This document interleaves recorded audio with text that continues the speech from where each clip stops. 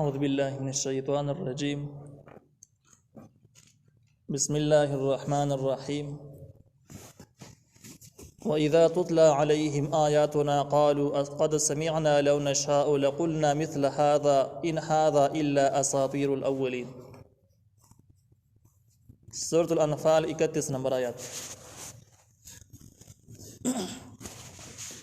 دا 31 او 32 نمبر آیات د یو کافر په باره کې نازل شوی دی چې کافر په دغه دارالندوه کې د نبی علیه السلام د قتل په منصوبه کې شریک و. د دې کس نوم نظر بن حارث نوم. نظر بن حارث په خپله باندې یو عرب قوم پرست انسان و، شرکي عقیدې لرله،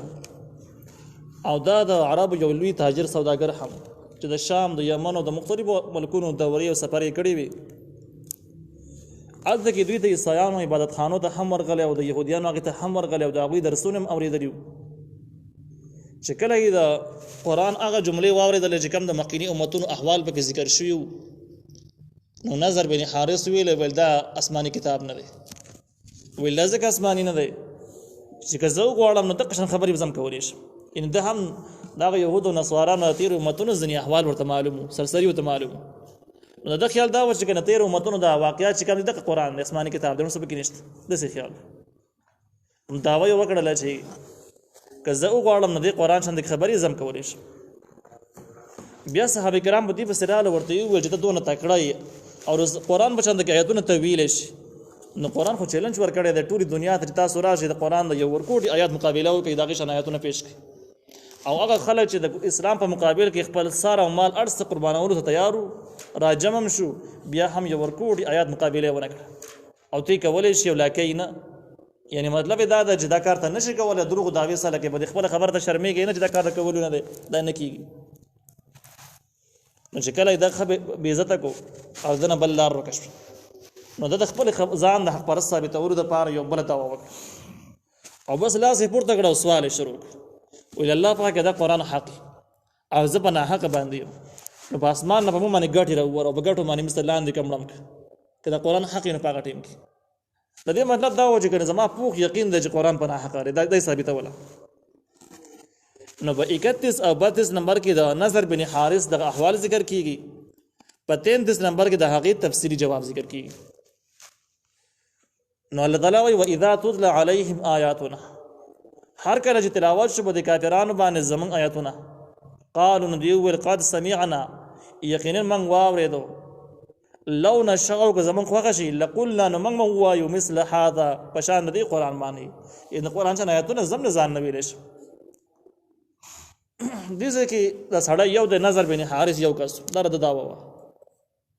او قرآن د هغې دپاره د جمع الفاظ استعمال کړي دي چې د کسان ډېر یا د ډېرو کسانو باره کې احوال ذکر کړي دي. د دې وجه دا چې نظر بن حارث سردار مشر سړی دی او د چې دا ناجایز یې وویلی نو ډېر خلک ورسره ملګری شي، وایي دا ټیک خبره کوي، دا صحیح وایي. لکه هر ناجایز دپاره خلک پیدا کېږي، نو دی به یوازې پاتې نه شو، خلک ورسره ودرېدو. دلته کې الفاظ هم د جمع استعمال شو چې چا یې تایید کړلی نو دا جرم څنګه چې نظر بن حارث په دې جملو باندې دته به سنګین عذاب میلاویږي، داسې چا چې حمایت کړلی هغه ته به میلاویږي. ان هذا الا اساطیر الاولین، نه دی دا قرآن مګر قصې دي د مخکینو خلکو.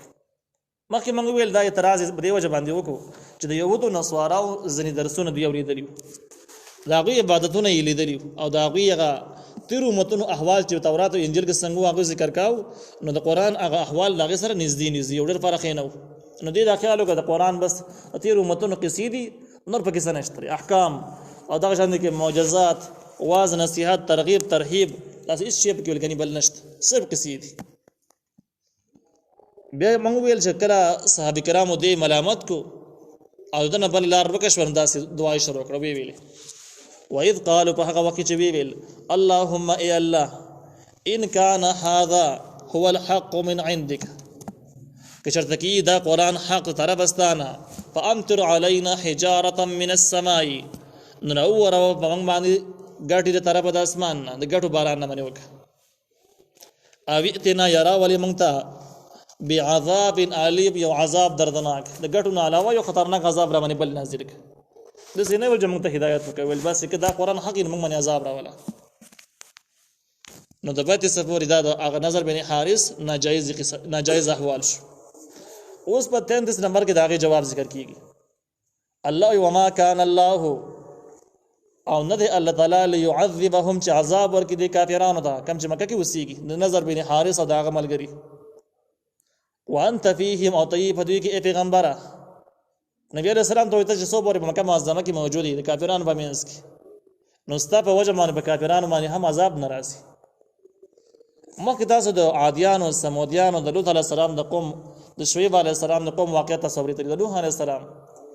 د الله تعالی نظام د چې په کومه علاقه کې پیغمبر موجودي نو په علاقه باندې عذاب ناراضي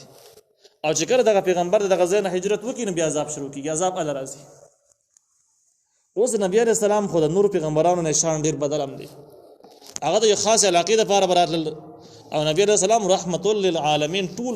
دنیا د لپاره رحمت او ټول انسانانو د پیریانو د ټول جهان د لپاره پیغمبر دی. نو چې هغه په یو کلی کې عذاب څنګه راشي نو چرته عذاب ناراضي. حاصل دا شو چې داخله بيخي د عذاب مستحق دي بده کې شک نشته. خو د نبی عليه السلام د موجود کېدو په وجه باندې مکه کې موجود دي او دوی باندې عذاب په حال ناراضي. وما كان الله معذبهم وهم يستغفرون او نه دی الله تعالی معذبهم چې عذاب ورکوي ته وهم يستغفرون او د مکه والا خلک بخنه غواړي استغفار وایي. تفسیر ابن جریر ذکر کړی دی چې د اولنې جمله چې کوم ده وما كان الله ليعذبهم وانت فيهم دا جمله هغه وخت نازله شوه چې کله نبی کریم صلی الله علیه وسلم مکه معظمه کې موجود چې کله هجرت وکړه هجرت نو وروسته کم چې کمزوري غریبانان مسلمانانو هغه څه د هجرت کولو هیڅ وسایل نو سره اسونه نو سره وخانو د خپل کورونو ناوی سفر نشه کولای به وسه خلکو هغه مکه معظمه کې پاتې شو. مکه کې دنه خپل کورونو کې ناس او ډېر د تنگستیا جون به تیراو د کافرانو د لاسه او استغفار به ډېر زیات وایو. په دې خاطر باندې چې موږ هجرت ونه کو او نه شو کولای ناغي په مقابله کې به استغفار ډېر زیات وایو. او د الله نظام داسې دی چې په کوم ځګنه کې څوک استغفار وایي په ځګنو باندې عذاب ناراضي. اگر چې د استغفار ټول نه وای د بزنی خلک وي خو د غزنو مستغفرین په وجه باندې په باقي خلکو باندې عذاب ناراضي. نو په دې وجه باندې عذاب یې ایثار مکه معظمه کې عذاب نازل نشو. بیا په قلاره باندې مسلمانانو ټول هجرت وکړو د مکه معظمه نه رخصت شو لاړ مدینه منوره ته ځان ورساو. نو په دې ټیم کې دوی د عذاب مستحق وګرځیدل چې وګرځیدل نو بیا بس دا ورستانه آیات نازل شو چې وما لهم الا يعذبهم الله وهم يصدون عن المسجد الحرام. یعنی سوجه الله تعالی به دوی عذاب نه ورکي او دا دومره بدمعشان جوړ شوی دي چې کفر الا کفر چې وس خلق الله تعالی د لارې نه هم بندي. یعنی هغه سوچ کم خانقاهي د عبادت لپاره راځي حج او عمره لپاره راځي هغه هم نه پریدي چې کوم مسلمانان دي. نو په دې اولنې سر کې الله تعالی وجه ما كان الله ليعذبهم وانت فيه او سوجه چې الله تعالی به عذاب ورکي وما كان الله نه دی الله تعالی ليعذبهم چې عذاب ورکي دوی لره وانت فيهم او ته موجودي پدې کې یعنی په حال په عذاب ناراضي. دا خبره شو چې کله نبی عليه السلام مکه کې موجود وما كان الله نرى تعالی معذبهم عذاب ورکون کې دوی ته وهم يستغفرون په داسې حال کې چې دوی بخښنه غواړي. د يستغفرون دیکھ یو دوه احتمال مفسرین نقل کړي دی دا چې د مسلمانان بخښنه غواړي چې مخکې چې موږ ویل چې کمزوري خلکو هجرت نه شکول. دویم قول بدی کې دا هم دی چې مشرکان به کړه د خانقاهي طواف کا او نو سره د شرک نه په طواف په منځ کې بيدا سی ول چې غفرانک ستانه بخښنه غواړي او دا د الله تعالی نظام د چې عمل ضایع کینا د کافرانو عمل هم نه ضایع کوي. کافران چې کوم نه کارونه کوي نه غي بدلول الله تعالی په دنیا کې ور کوي پریدینه خو آخرت کې بیا د جهنم ته اچي. نو دغه بخښنې په وجه باندې چې کم کافران غوښتل غفرانه کوي په طوافونو کې وایي او سره د دې نه شرک بیکاو د اسلام دشمنانو هغه استغفار برکت دا وجه په دنیا کې په دې معنی عذاب شروع نشو عذاب پیرانه. دا رائے د ابن جریر رحمه الله تفسیر ابن جریر چې کوم دی تفسیر ابن جریر د دې پورانم جامع البیان دی. دا تقریبا په 10 جلد کې تفسیر دی. د دې د کم مصنف چې دی لیکون کی د دې نوم چې کوم دی ابو جعفر محمد بن جریر الطبری د نوم دی. په 310 هجری کې دا وفات شوی دی یعنی بخو خلکو کې تر شوی دی. دا اکثر علماو په نظم باندې دا په مجتهدینو کې دي مجتهدینو په طبقاتو کې شمار دي ځینې خلکو مخالفینو په دې باندې اعتراضونه هم کړي دي چې دا ګڼل شوي خو دغه تمام کتابونه چې کله وکتل چې دغې نه اندازه لګي چې د سنیانو د اهل سنت والجماعت یو لوی عالم تیر شوی دی دې عالم تقریبا 40 کاله کتابونه لیکلي دي او د ژوند معمول دا و چې روزانه به 40 پاڼې لیکلي او 40 کاله یې لیکل کړي دي یو لوی کتابونه د لیکلي دي لوی عالم تیر شوی دی د دې ابن جریر رحمه الله رائے دا ده چې مکه معظمه کې عذاب رانغی وجه دا و چې نبی عليه السلام مکه معظمه کې موجود وای چې کله د اوته نبی چې کمزوري مسلمانان پاتې داغي د وجه عذاب نه راته چې کله هغه هجرت وکړو لاړل وای داغي نه بعد عذاب راغی څنګه عذاب راغی مکه باندې عذاب د سره راغی چې په 8 هجری کې د حدیبیه واقعا رااله او په 6 هجری کې او په 8 هجری کې مسلمانانو مکه باندې حمله وکړه د مسلمانانو حمله کول مکه معظمه باندې کافرانو يرغمالول او د هغه زور او شان شوکت ختمول دغه بس د دوی لپاره زبردست عذاب شو هغه بدمعشیان او هغه اقتدارونه او حکومتونه ظلمونه هغه ول خاور یې کړل او بیا وراتل د مسلمانانو مافیان غوښتلي چې موږ ماپ کې موږ اسلام قبول او موږ داسې کوو موږ هغه سې کوو ورولي کوو نو وای دغه عذاب بیا د مسلمانانو د پاتې په شکل کې ښکار شو دا د ابن جریر رحمه الله رائے د باقي علماء رائے دا ده چې د عذاب بالکل رانغی او وای فتح مکه چې دا وی عذاب نه ځینې علماء رائے دا وای دا هم عذاب دا هم رحمت ځکه نبی کریم صلی الله علیه وسلم اعلان کړ چې لا تثریب علیکم اليوم د غلط نشریاتو نه علاوه د غلط صحابت نه علاوه چې څومره مجرمان دي ما معاف کړی دي او دې دا هغه جمله وایم چې کوم یوسف علیه السلام په درون ته ویلی او چې لا تثریب علیکم اليوم تاسو باندې باندې ورځ اس زیاته د جواز به تاسو نشته تاسو معاف شئ د دې علماء رائے دا ده چې نبی علیہ السلام چې مکه کې ونه عذاب مکه کې نه وای دې دا مطلب نشو چې مکه نه و نو عذاب برازي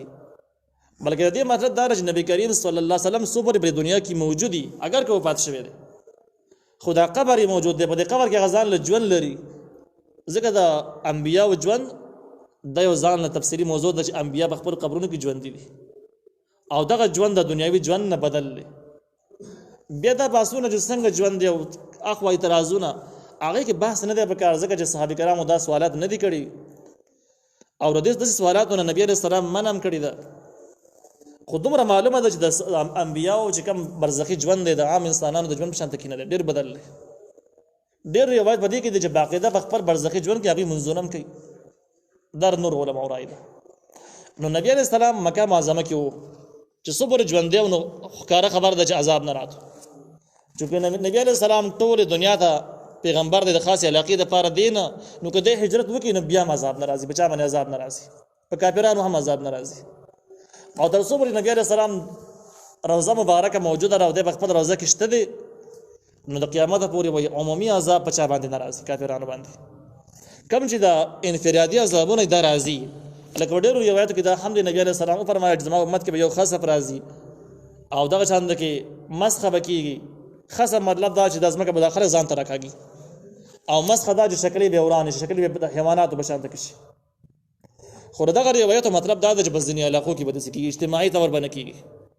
خاصه چې ازمکه راکاږي نو زنځګین خلک راکاږي ټول نه راکاږي لکه بالاکوټ کې راخ کوزل ډېر علاقې دي بچ پاتې دي دا څنګه خاصه علاقو خبره شوله او د مخکینی امتونو احوال د سيو چې باغې من اجتماعي عذابونه راتلل چې یو بل هم نه پاتې کېدو بالکل آثار به نه پاتې کېدو نو دوی وایي چې نبی عليه السلام موجود دی په الحال هم موجود دی وانت فيهم نبی عليه السلام په الحال هم موجود دی او عذاب ناراضي د قیامت پورې اجتماعي عذاب انفرادي عذاب په خاص خلکو باندې راتللی شي برازي نو دوی وایي چې کمکه نه د مهاجر شه هم عذاب نشي راتلی او عذاب رانه او که عذاب دین په خاص خلکو باندې دی اوس کله د آیات تفسیر په دې لیول باندې وکي نو بیا د ورستانه جملې تفصیل بیا بدلیږي هغه د څه شو چې وما لهم الا يعذبهم الله سوجه الله تعالی ودوی له عذاب نه ور کوي نو د دې په بیا تعبیر کې وهم يصدون عن المسجد الحرام یو دی بندي خلک د مسجد حرام نه اته حج او عمره د نه پرې دي څنګه چې په چې هجري کې صحابه کرام را روان شو د مکه معظمه تر روانو عمره کوله او دوی لاره بند کړل هغه به دې باندې مجبور کړل چې دا غي احرامونه وران شو احرامونه پرانستر واپس لاړل خلک د خانه کعبه ته پرې نه خول نو دی علماء راي دا چې دې مطلب دا دی